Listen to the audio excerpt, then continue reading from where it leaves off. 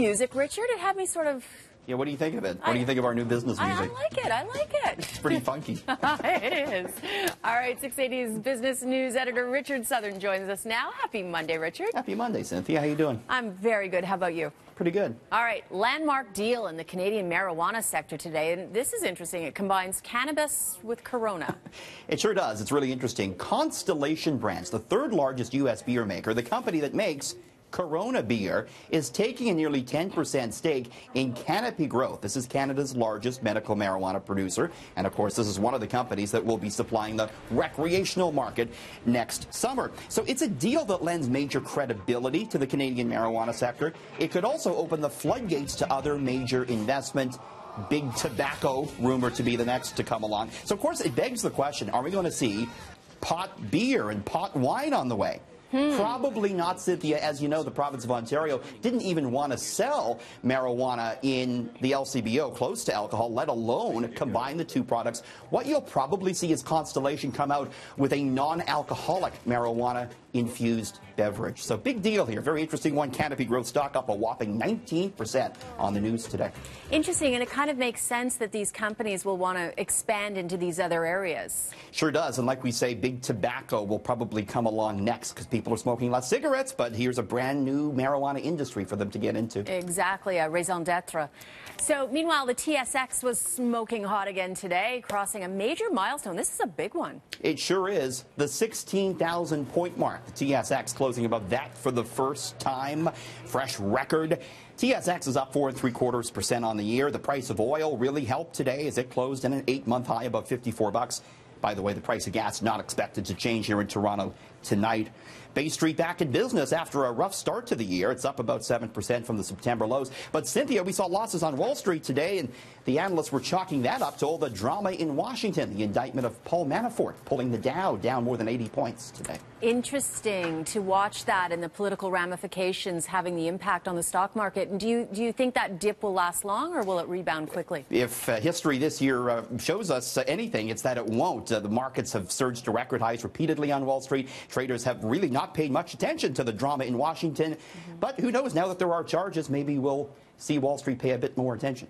Perhaps. Okay, so let's turn to the man who was in charge of Sears Canada when it filed for creditor protection in June. He's speaking out, giving his explanation, and this must be one of the most reviled men in business in this moment. Yeah, because, you know, he was in charge when basically they went under, and then you got to remember all the laid-off employees, all the former retirees. They've been left out in the cold, Cynthia, missing out on their severance payments. While executives are getting big bonuses. Oh, they're getting millions of dollars in bonuses, yes.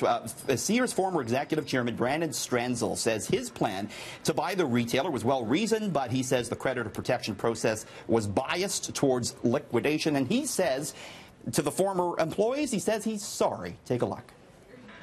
There is nothing good to say to anybody who loses a job out of a circumstance like this. The only thing to really say is, you know, I really feel your pain, and I'm very sorry that this is hard for you. Is there anything I can do to help you? And I've said that to a lot of people. And have reached out to numerous people in the past few weeks to try and help them move on and find new opportunities. Probably little consolation, Cynthia, to the many who have worked. I don't think that's going to make anyone happy. No. I mean, there's employees that worked there, you know, 35 years, and now they're not getting any severance at this point. So he can say sorry all he wants, but tough situation for Sears employees, and we're going to continue to follow this story. It's quite shocking. Do you think the rules in Canada need to change so that that doesn't happen to people, that there are greater protections for them? We've heard the federal government talk about this. There's no bill, I don't believe, in front of the House of Commons at this point, but the federal government talking about creating one whereby pensions would be guaranteed. Okay. And let's turn to driving. And this seems so futuristic, but it may surprise some to know that self-driving cars are already on Toronto streets. Yeah. And Richard, you've come across one from a notable company. Yeah, this was on Friday. I was walking Bloor and Church, and I saw this at the stoplight. This is an Uber autonomous vehicle. You can see the little camera whizzing on the top, looking for any obstacles. Uber tells me that it's continuing to test autonomous cars on Toronto streets, something it began back in August. Uber vehicles are conducting mapping efforts as well. They may engage in autonomous mode, but there's always a human behind the wheel, and they're not actually ferrying any one of these cars. Again, just a test vehicle. Interesting, though, that they're already on the streets, and you got to think that, you know, down the road, Cynthia, there won't be any Uber drivers around. It'll just be a car driving itself, and driving you and I. So imagine the first time you actually get in as a passenger and there's nobody behind the wheel. It's going to take some trust, that's for sure. Yes, it'll be a little nerve-wracking at first, I'm sure.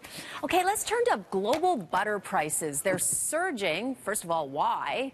And it's bad news in France. What's up? Well, they're running short on croissants in France. Oh, no. Say it ain't so, yeah. they're short on butter, so they can't make their croissants and their other baked goods. Butter prices... That's disastrous, Richard. Oh, it's completely disastrous. The country will grind to a halt, Cynthia. Global butter prices have almost tripled just within the last year on high demand. Many see butter now as a healthier option compared to margarine. As well, rising demand for European-style pastries in China is increasing demand for butter.